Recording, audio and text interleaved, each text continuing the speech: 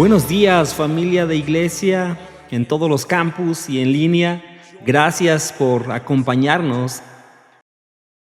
En la superficie, la división parece una batalla contra carne y sangre, pero debajo de la superficie es una batalla contra las fuerzas de oscuridad de este mundo y en las regiones celestiales. La división nació con el pecado original. Si tienen sus Biblias, vayan a Génesis capítulo 3 mientras entramos a esto. La división nació con el pecado original, con Adán y Eva. Comer del árbol del conocimiento del bien y del mal fue la única cosa que Dios les dijo que no hicieran. Y verán cómo la división jugó un papel en esto. Génesis 3, verso 6. Cuando la mujer vio que el árbol era bueno para comer y que era agradable a los ojos y que el árbol era deseable para alcanzar sabiduría, tomó de su fruto y comió, y dio también a su marido que estaba con ella, y él comió. Entonces fueron abiertos los ojos de ambos y conocieron que estaban desnudos, y cosieron hojas de higuera y se hicieron delantales. Y oyeron al Señor Dios que se paseaba en el huerto al fresco del día, y el hombre y su mujer se escondieron de la presencia del Señor Dios entre los árboles del huerto. El Señor Dios llamó al hombre y le dijo: ¿dónde estás? Él respondió: te oí en el huerto y tuve miedo porque estaba desnudo y me escondí. Y Dios le dijo: ¿quién te ha hecho saber que estabas desnudo? ¿Has comido del árbol del cual te mandé que no comieras? Y el hombre respondió: la mujer que tú me diste por compañera me dio del árbol y yo comí. Entonces el Señor dijo a la mujer: ¿qué es esto que has hecho? Y la mujer respondió: la serpiente me engañó y yo comí. Mira, el pecado corrompió todo en ese momento. El pecado del orgullo se convirtió en desobediencia, lo cual generó división entre el hombre y Dios. Toma un momento y mira el lenguaje que se usa aquí. Escuche el lenguaje una vez más. La respuesta de Adán a lo que pasó fue: la mujer que tú pusiste aquí conmigo, Dios, esa mujer me dio del fruto y yo lo comí. ¿Escucharon ese lenguaje? Él culpa. Y no solo culpa, sino que acusa a Dios. Y luego, el resto de la culpa señala con el dedo y culpa a Eva sin asumir responsabilidad de sus acciones. ¿Y cuál es la respuesta de ella? La serpiente me engañó y yo comí. Ahora, ¿Satanás la engañó? Absolutamente que sí. ¿Pero ella cometió la acción, pecó y desobedeció a Dios? Claro que sí. Mira, el pecado usa la división para ponernos contra la voluntad de Dios y contra unos de otros, y nos hace sentirnos víctimas y pensar que otros son el problema. Y ese patrón continúa en toda la Escritura, donde el pecado y la desunión están ahí mismo entre el pueblo de Dios, unos contra otros y contra Dios. Y Pablo lo aborda muchas veces en las iglesias del Nuevo Testamento, pero donde más lo aborda es con la iglesia de Corinto. Si hay una iglesia que refleja y se parece más al panorama cultural de Estados Unidos y del occidente, es la iglesia de Corinto. Esa iglesia es un ejemplo clarísimo. Se parecía mucho a nuestra sociedad. Era rica, cosmopolita, diversa, era un centro comercial, individualista, materialista, buscando siempre el estatus. ¿Les parece familiar? Así es. Y Pablo le hace esta súplica a la iglesia de Corinto en este momento y les dice: os ruego, hermanos, por el nombre de nuestro Señor Jesucristo, que todos os pongáis de acuerdo y que no haya divisiones entre vosotros, sino que estéis enteramente unidos en un mismo sentir y en un mismo parecer. Casi el 50% de todos los usos de la palabra cisma está en el Nuevo Testamento, en la primera carta a los Corintios. Cisma, división, desunión, es lo mismo.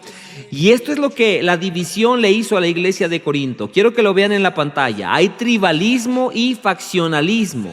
En lugar de estar unidos, se dividían alrededor de sus líderes favoritos y sus maestros favoritos como celebridades. Oyeron a Pablo quizá cuando dice: algunos dicen yo sigo a Apolos, y otros dicen yo sigo a Cefas, y otros dicen yo sigo a Pablo. Y estaban discutiendo al decir: no, yo no escucho a ese maestro, yo escucho a este, yo escucho a este otro. Y eso creaba esta división. La pregunta era: ¿quién es el mejor? ¿Quién es el más elocuente? Así es que Pablo aborda precisamente esta división, este tribalismo y faccionalismo. Y luego está el materialismo y la clase social. Esto era muy grande en aquel entonces. Los ricos en la congregación hacían alarde en frente de los pobres. Llevaban la desigualdad aún a las comidas comunitarias. La comunión es la cena que se comparte con el cuerpo de Cristo. Ahí no hay estatus, somos unos, todos somos lo mismo delante de la cruz. Y lo que pasaba en la Santa Cena es que los ricos traían su propia comida y comían en exceso y tomaban, se emborrachaban durante la Santa Cena y dejaban muy poco para que los pobres pudieran comer. Era un desastre, era todo lo que la comunión no debería ser. Estaba absolutamente corrompida por el materialismo y las clases sociales y se infiltraba en este hermoso momento de comunión. Y luego tenemos las adaptaciones culturales. Los miembros intentaban mezclar filosofías y prácticas paganas con las enseñanzas de Jesús. Eso fue muy difícil para la gente de Corinto.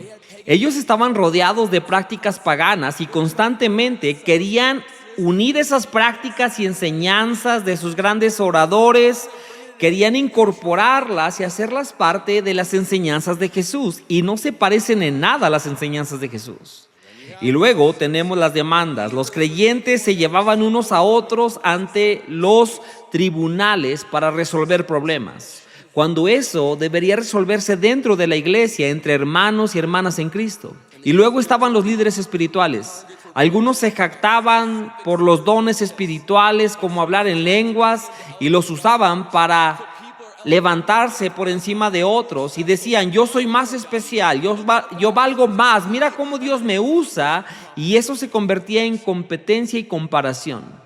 Y eso, amigos, no incluía muchos de los otros temas que Pablo aborda, como el incesto, la inmoralidad sexual, la confusión sobre el matrimonio y la soltería, comer alimentos ofrecidos a los ídolos, los velos, negar que Dios resucitará a los creyentes. La iglesia de Corinto tenía problemas.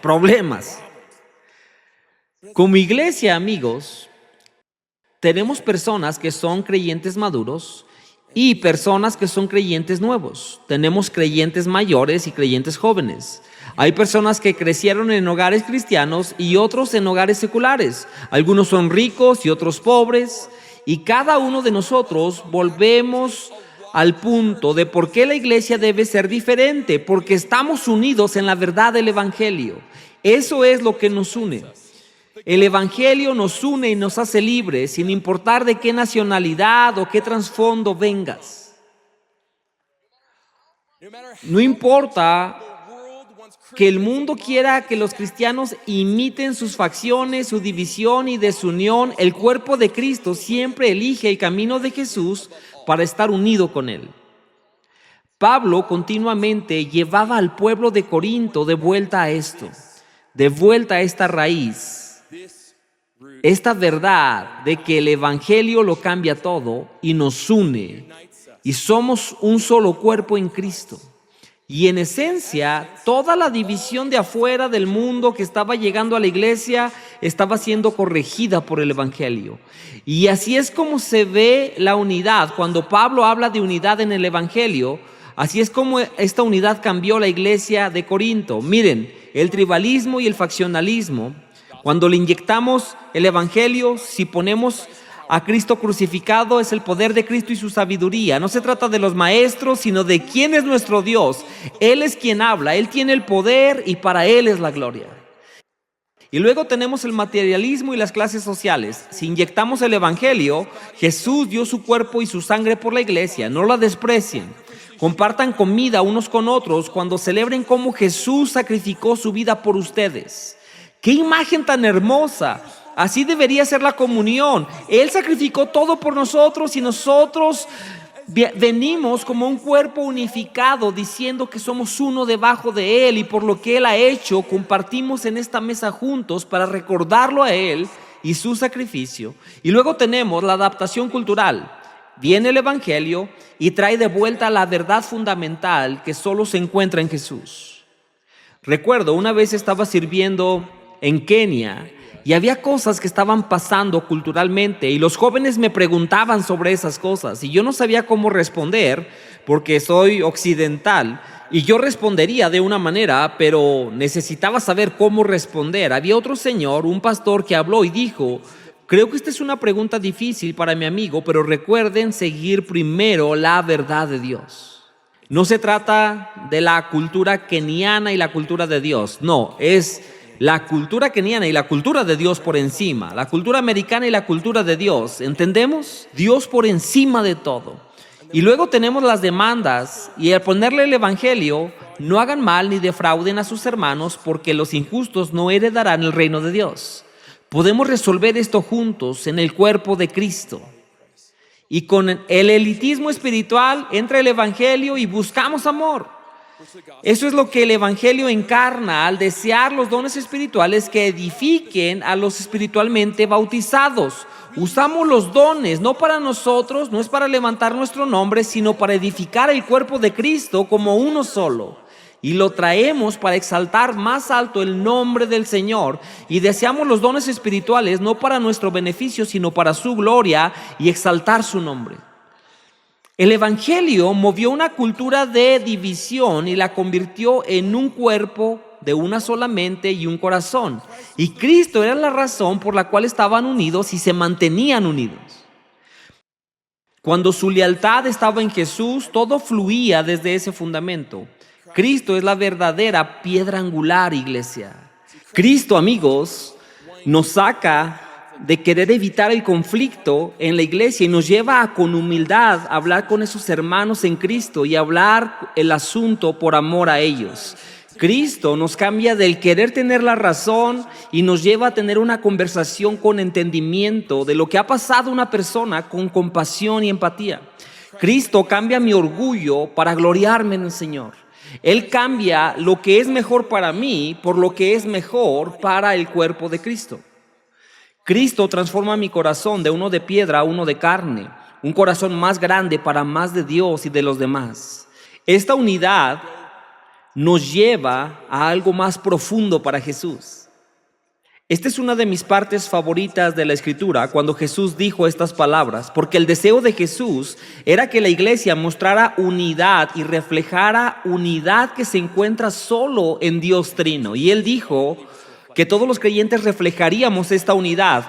Mas os ruego no solo por esto, sino también por los que han de creer en mí por la palabra de ellos, para que todos sean uno, como tú, oh Padre, estás en mí y yo en ti, que ellos estén en nosotros también, para que el mundo crea que tú me enviaste. La gloria que me diste les he dado, para que sean uno, así como nosotros somos uno, yo en ellos y tú en mí, para que sean perfeccionados en unidad, para que el mundo sepa que tú me enviaste y que los amaste tal como me has amado a mí.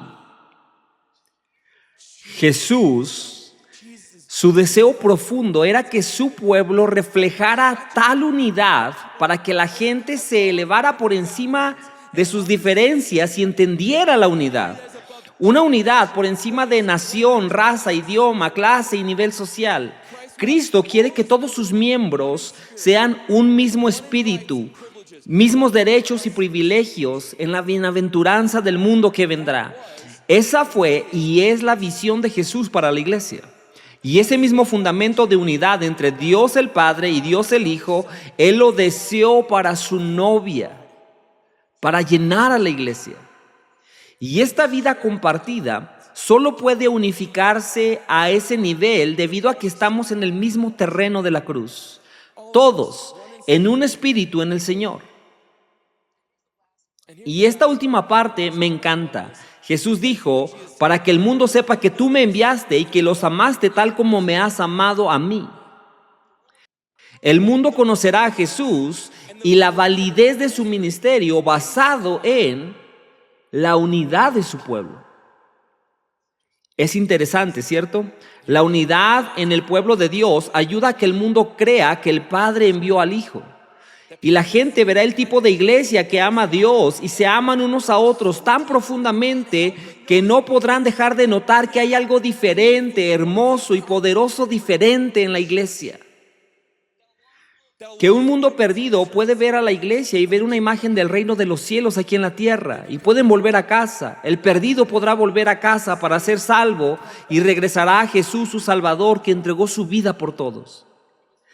Fue desde ese corazón que Jesús dijo a sus discípulos en la última cena: un mandamiento nuevo os doy, que os améis los unos a los otros. Que como yo os he amado, así también os améis los unos a los otros. En esto conocerán todos que sois mis discípulos, si os tenéis amor los unos por los otros. La palabra griega específica que se usa aquí es la palabra kainos. Y esta palabra implica frescura, es lo opuesto a algo gastado. Es algo reciente, es el mismo mandamiento, solo que está siendo presentado de una manera nueva. Se presenta de una forma fresca. Así es que Jesús enfatiza que debemos amarnos unos a otros de esta forma.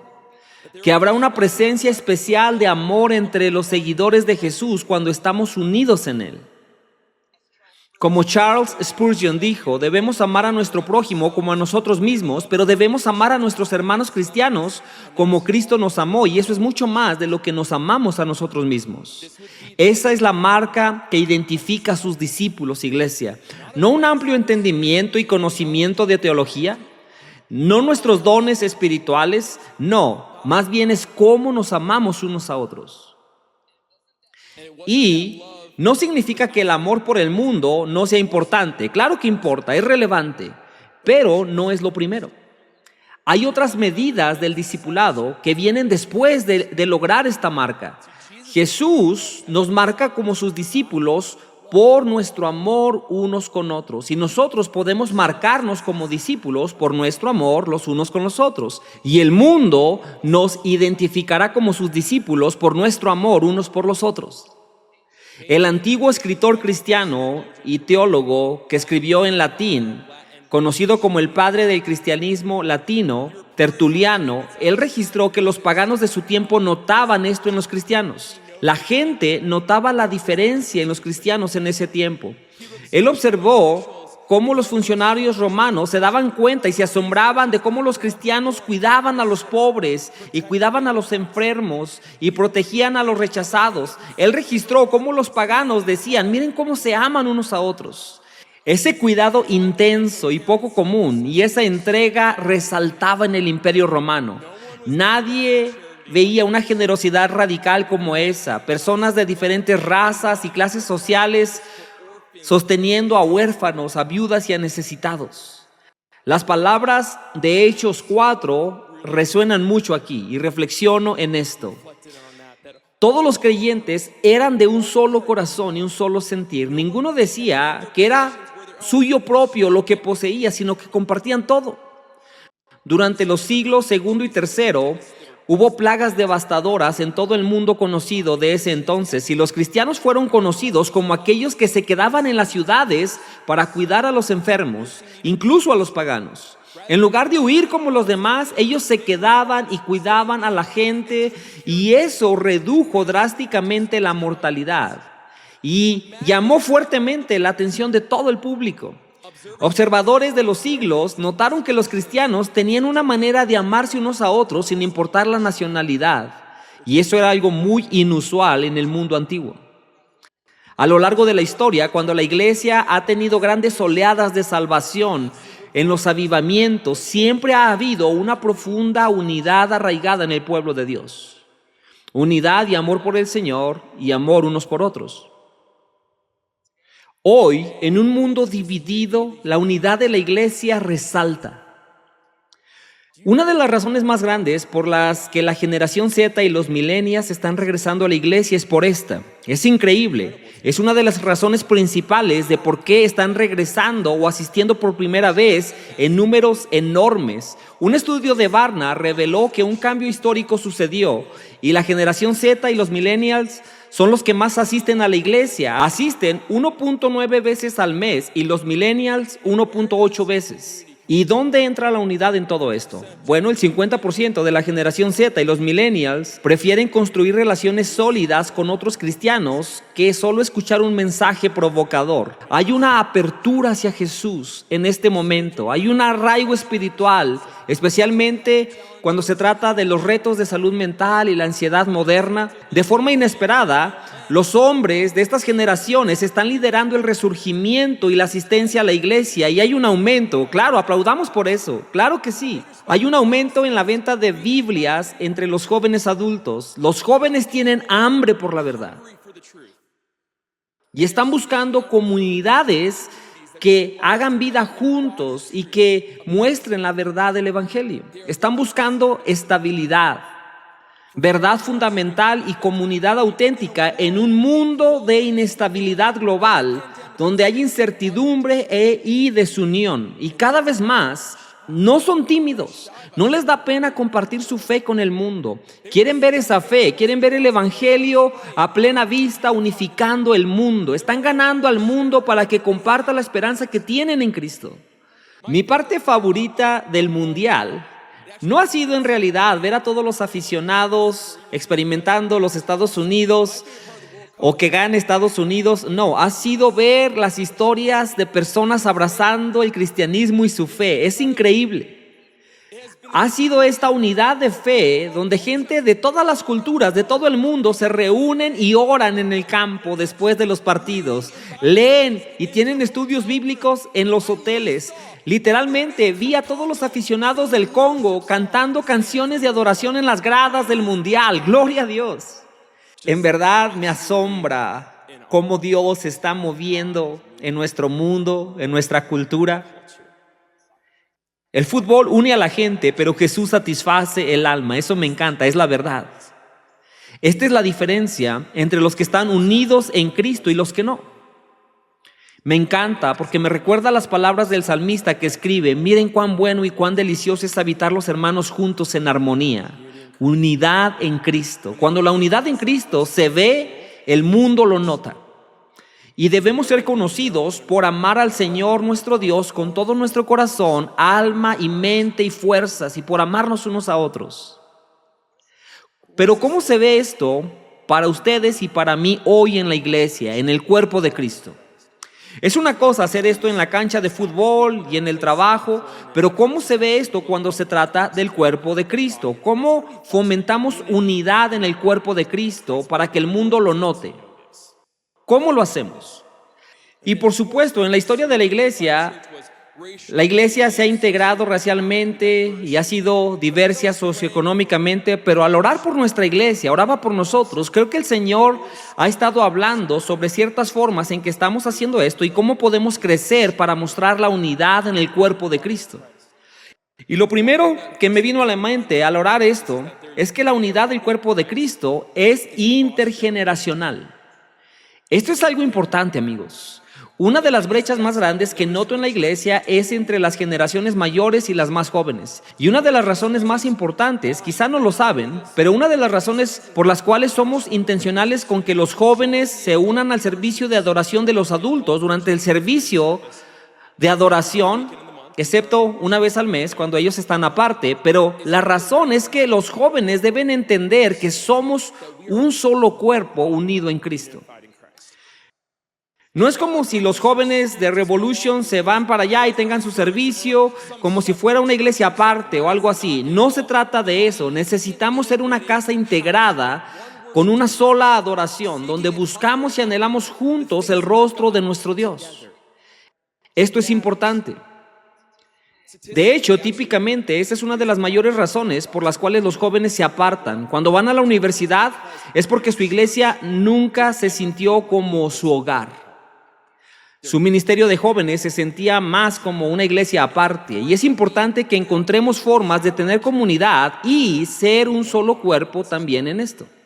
Y agradezco porque el cuerpo es animado a adorar con todo su ser. Y cuando ustedes ven a los jóvenes aquí enfrente, eso los anima. Cuando los ven de rodillas, adorando, saltando y le dan gloria y alabanza a Dios, eso me anima profundamente. Cuando escucho a los adultos decir que Dios puso que adoraran fuera de su zona de comodidad, porque Dios usó a los jóvenes para animarlos a entregarse y adorar a Dios con todo. Me encanta eso. Y adultos, los que están aquí y en línea, los necesitamos. Necesitamos que ustedes guíen a los jóvenes hacia la madurez en la fe. Yo recluto líderes que sean maduros en su fe, y muchos de ellos son adultos que tienen sabiduría para impartir a los jóvenes y están dando un paso al frente y cerrando esa brecha generacional, siendo líderes de grupos pequeños, sirviendo en el ministerio. Y si quieres servir, ven a hablar conmigo. Queremos que te unas. Es una gran manera de ser parte de lo que Dios está haciendo aquí con nuestros jóvenes. En los niños también. La pastora Amy diría lo mismo. Los necesitamos adultos. Vi otra estadística que aunque la generación Z y los millennials están asistiendo a la iglesia, vi otras estadísticas que muestran que más de la mitad, 52% de la generación Z que asiste a la iglesia, dijo que cuando tienen que elegir entre su propio camino y el camino de Dios, eligen su propio camino. Solo 35% dijo que aparta tiempo para orar todos los días. Amigos, los jóvenes necesitan su sabiduría.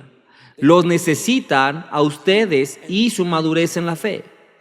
Necesitan verlos extender la mano para impartir sabiduría y ayudarlos y guiarlos por la senda de justicia. Papás que están aquí y en línea, ustedes son los que modelan esto primero, más que nadie. Necesitan que sus hijos sepan que ustedes son pastores para sus hijos, que son pastores hacia Jesús. Yo soy su pastor de jóvenes, es verdad, tenemos líderes de jóvenes que lideran, pero ustedes son la primera línea de ministerio de pastorear a sus hijos hacia Jesús. Ustedes aceptaron ese rol cuando decidieron ser padres. Como dicen los proverbios, enseña al niño en el camino que debe andar y aun cuando sea viejo no se apartará de él. Quizá papás que están aquí, yo sé, se ha sentido como un camino largo y lodoso, pero sigue adelante, no te rindas, cosecharás una cosecha si sigues buscando al Señor y guiando a tus hijos hacia Él. A menudo la gente me ha dicho que una razón por la cual no se involucran con los jóvenes es que los jóvenes no los escuchan a ellos. Ellos dicen, no puedo relacionarme con ellos. Dime, ¿alguna vez has tratado de relacionarte con los jóvenes? Las estadísticas muestran cómo conectar con ellos de forma relacional. ¿Has intentado conectar con ellos en lo relacional? Vi esto con más claridad en una congregante madura, una mujer de nuestra iglesia que sintió que el Señor la guiaba a invertir en una mujer joven. Y ella sabía cuánto a esa señorita le gustaba arreglarse las uñas. Y fueron juntas a arreglarse las uñas. Le dijo, ¿quieres venir conmigo? Vamos a arreglarnos las uñas. Lo hicieron, conectaron.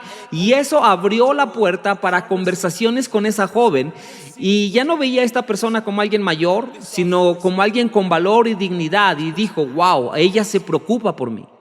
Y eso abrió la puerta para que esa persona se abriera más sobre su fe y sobre su vida. Cuando yo era estudiante de secundaria, uno de los pastores de mi antigua iglesia me adoptó para discipularme. Y yo lo acompañaba cuando enseñaba y hacía ministerio. Y incluso fui a un campamento en mi segundo año de preparatoria en Oklahoma, donde él iba a predicar. Y la banda que estaba ahí era la del mismísimo Brandon Grissom. Guiaron la adoración. Y el pastor de jóvenes en ese campamento era el cuñado de Wendy. Es un mundo pequeño, ¿cierto? Y en estas oportunidades creció mi amor por el ministerio y eso me formó en mi camino para llegar a ser pastor hasta el día de hoy. Vemos esto modelado. Si quieren ir a la palabra y verlo, está ahí.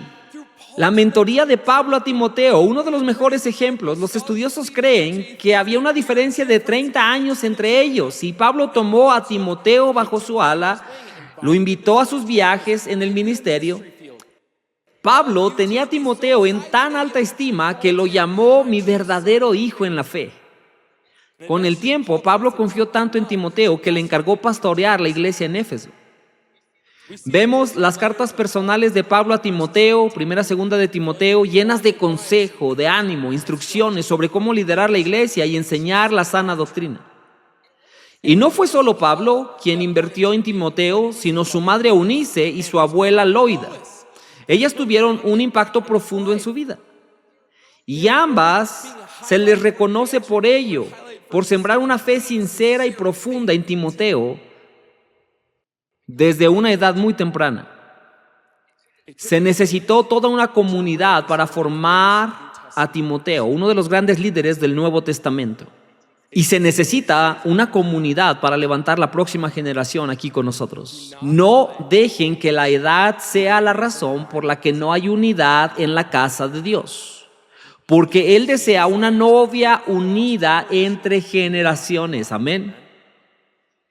Él necesita que den un paso al frente y lideren. Necesitamos menos juicio contra otros y más amor genuino para otros. Conversaciones que solo se hablan desde allá arriba nunca van a edificar el cuerpo de Cristo. Si te descubres siendo más cínico con otras personas, tienes que saber que tu corazón debe cambiar, porque el deseo de Jesús es que todo su cuerpo se ame uno a otro. Amén. Tenemos tanto que aprender unos de otros. Es un regalo hermoso y dejen que eso los impulse hacia Cristo. Otra cosa, cuando hay unidad en el cuerpo de Cristo, es que se da sacrificialmente. Esta es una de las áreas más hermosas que he visto en Revolution Church. Porque ustedes son un pueblo que ama dar. Nunca he sido parte en mi vida de un cuerpo de Cristo que crea tan firmemente que sus finanzas y recursos no son suyos, no son nuestros, sino del Señor. Dios nos ha bendecido para ser de bendición, y sé que plantar iglesias, las Hope Homes, el programa de inglés, ninguna de esas cosas sucedería si la gente no respondiera en oración al llamado de dar sacrificialmente. Pero no solo en esas áreas, también se ve supliendo necesidades cotidianas de la gente. He visto personas con necesidad en la iglesia y alguien dio abundantemente para ayudarles. Tengo amigos de otras iglesias que me cuentan de sus luchas porque no están en una iglesia donde se ayuden unos a otros.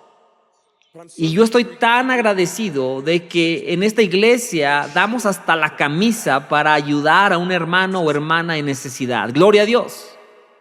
¿Podemos mejorar? Siempre. Siempre podemos mejorar. Cada uno de nosotros tiene un lugar. Tenemos que morir a nosotros cuando se trata de dar sacrificialmente. Y si el Señor te pone a dar más, entonces sigue esa dirección y da el paso en fe. He visto a Dios bendecir de forma increíble al que da sacrificialmente. Y por el otro lado,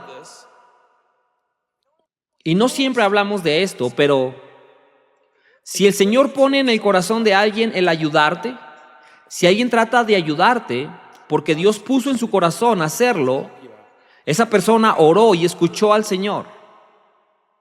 Entonces tú tienes que orar también. Y si el Señor ha abierto esa puerta, recibe ese regalo. Muchos en nuestra cultura están dispuestos a dar, pero les cuesta mucho recibir. He notado esto en nuestra cultura. Si Dios está tratando de mostrarte amor de esta manera, cuando un hermano o hermana te da para tu necesidad, recibe eso con disposición. La iglesia primitiva sabía que nada era de ellos, nada nos pertenece. Recibían con alegría las bendiciones de otros porque venían del Señor. Y necesitamos dejar al lado nuestro orgullo. Si Dios le dijo a alguien que te ayudara, sería sabio orar por ello y recibir ese regalo si el Señor lo dice. No rechaces la mano con la que Dios está tratando de alimentarte.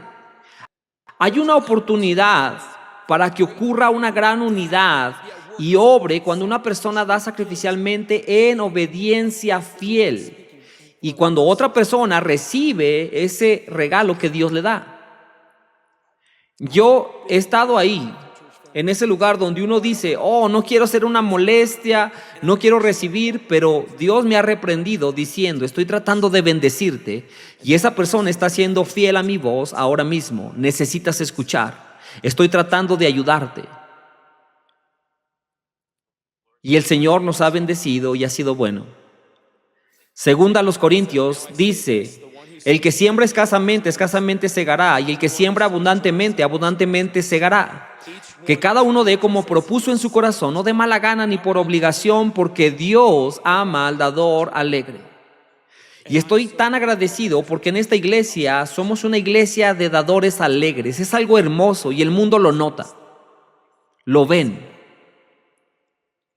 Otra cosa, la unidad en el cuerpo de Cristo es que se entrega la vida los unos por los otros. Y esto sucede financieramente, como lo acabamos de decir, pero estamos haciendo todo lo que podemos para entregar nuestra vida por nuestros hermanos y hermanas en Cristo. Estamos orando unos por otros, estamos animándonos hacia Cristo. Cuando la gente nos ve ir más allá los unos por los otros, el mundo lo nota. Nota que estamos trabajando duro para crear un centro comunitario y las tiendas de Hope Homes. Podríamos hacer lo que quisiéramos con los espacios que se nos han dado, pero el Señor nos ha llamado a responder a las necesidades de una comunidad mientras damos pasos de fe. La gente ha sacrificado mucho tiempo, recursos, tanto esfuerzo para poder ayudar a personas necesitadas fuera de las paredes de la iglesia. Y nunca me canso de escuchar el testimonio de cómo algo tan sencillo como abrir nuestro gimnasio en Colorado Springs le dio a una mamá la dignidad de darle un ambiente divertido y seguro para que sus hijos jugaran. Eso es algo que ella no podría pagar y ahora tiene un lugar para hacerlo. Y cuando la gente entra por las puertas de nuestra iglesia, sienten tanto amor. Esto es algo que escucho una y otra vez en todas nuestras iglesias, pero aquí también, sin duda, en Colorado Springs, la gente que viene para ver el gimnasio y dicen, hay algo diferente aquí. Una persona literalmente dijo, siento tanto amor aquí, y no era un creyente, gloria a Dios. Lágrimas corren por las mejillas de la gente que han sido tocados por la presencia de Dios con ese amor. Y es algo increíble. Y quiero que sepan que muchas personas que han estado yendo a ese centro comunitario ahora asisten a nuestra iglesia. Dios lo ha usado para su gloria. Cuando entregamos nuestra vida internacionalmente por nuestros vecinos, todo vale la pena. Cuando escucho las historias de Quito, Ecuador, donde los niños de Hope Homes están recibiendo atención médica. Son personas hermosas que querían también ser parte de Hope Homes y dieron revisiones gratis para estar ahí con ellos y ayudarlos. Y algunos de ellos, de esos niños, estaban recibiendo un chequeo por primera vez en su vida. Y fue un regalo, un don, estar con nuestro equipo y atender esas necesidades básicas de la gente. Y eso provocó que se abrieran sus corazones para recibir oración y amor del Señor. Y algo como cubrir esas necesidades llevó a que ellos recibieran a Jesús como Salvador y Señor de sus vidas. Vi a una mujer que experimentó sanidad física. Tenía un dolor en todos sus nervios, en todos sus brazos y pecho, en nivel número 9, muy difícil. Y al orar por ella, por sanidad, ese dolor bajó hasta número 1. Gloria a Dios. Y yo la vi abrumada por el Señor, por su amor. Su semblante cambió, todo cambió en ella. Mira, cuando Dios nos llama a entregar nuestra vida por otros, a entregar nuestro tiempo, a entregar nuestra comodidad, nuestros recursos, siempre vale la pena, porque refleja eso el corazón de Cristo. Nadie tiene un amor mayor que este, que uno dé su vida por sus amigos. Cuando la gente ve una iglesia unida así, lo nota. Quieren ser parte de esa comunidad. Ven algo muy diferente, una iglesia que ora unos por otros, comparte comidas juntos, aman de una manera extravagante. Y hemos visto esto suceder en todos nuestros campos. El Señor está atrayendo a personas a este cuerpo unido, así es que no dejes de dar la vida unos por otros. No se cansen, no desmayen. Vamos a cosechar si no nos rendimos. Es hermoso. Otra cosa que hace la unidad en el cuerpo de Cristo es que ve a las personas como imago Dei, a la imagen de Dios. En una cultura llena de división, esto es muy importante. El mundo no ve a las personas como creadas a la imagen de Dios, imago Dei. No las ve a la gente de esa manera. Lamentablemente, muchos cristianos actúan como si está bien ver a otros con diferentes puntos de vista como si valieran menos. Los demonizamos. Creemos que son el enemigo al que podemos señalar y menospreciar. Cuando yo he pensado así, eso ha amargado mi corazón. No me ha hecho más como Jesús ni para los demás. Las veces que he querido publicar algo en internet y el Espíritu Santo me dice, no lo hagas. Detente. Yo sé que lo que voy a decir no revela lo que tengo el amor de Dios. Y si notamos que nos parecemos mucho más a la desunión de la cultura que nos rodea, necesitamos examinar nuestro corazón. Porque el deseo de Jesús para nosotros es que seamos diferentes a ese mundo. Romanos 12 dice, y no os adaptéis a este mundo, sino transformaos mediante la renovación de vuestra mente, para que verifiquéis cuál es la voluntad de Dios, lo que es bueno, aceptable y perfecto. Si estás luchando con esto, permite que el Señor cambie tu mente. Permítele que cambie tu corazón. Que tu corazón sea como el de Él, no divisivo como la cultura. Rindan su manera de pensar a Él para que vean y amen a los demás. Y aún dentro de la iglesia es muy fácil tratar a otros como inferiores. Aún cuando se trata de creyentes más maduros o inmaduros, puede ser difícil a veces. Estamos lidiando con personas y la iglesia es caótica. Pero todo ser humano tiene un valor y dignidad inherentes. No importa de dónde vengan, todos fueron creados a imagen de Dios. Y cuando vemos el mundo afuera, muchas veces pensamos y a veces queremos medirlos con un estándar cristiano, pensando, deberían entender mejor esas cosas. Pero el mundo está lleno de hijos de tinieblas. ¿Por qué esperaríamos que entiendan la luz? No es hasta que el Espíritu Santo los atrae que ellos verán la luz verdadera y eso los cambiará desde el interior hacia afuera.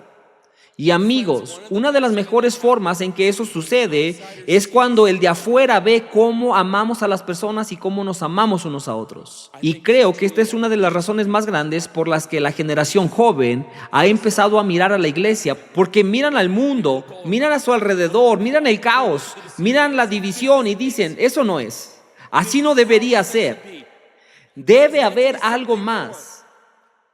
Y luego son atraídos a una comunidad que está enamorada de Cristo y unos de otros. Están buscando en los cristianos un modelo del corazón de Cristo para todas las personas. Y cuando compartimos la verdad, no la imponemos a la fuerza, sino que nuestras palabras están sazonadas con sal y gracia. Colosenses dice que vuestra conversación sea siempre con gracia, sazonada como con sal, para que sepáis cómo responder a cada persona. Esto significa que hablamos palabras con gracia, sabiendo cuánto se nos ha perdonado. Y cuando entendemos bien cuánto se nos ha perdonado, eso cambia cómo le hablamos a la gente, porque sabemos que no merecemos esa gracia. Sabemos que no merecemos ese amor.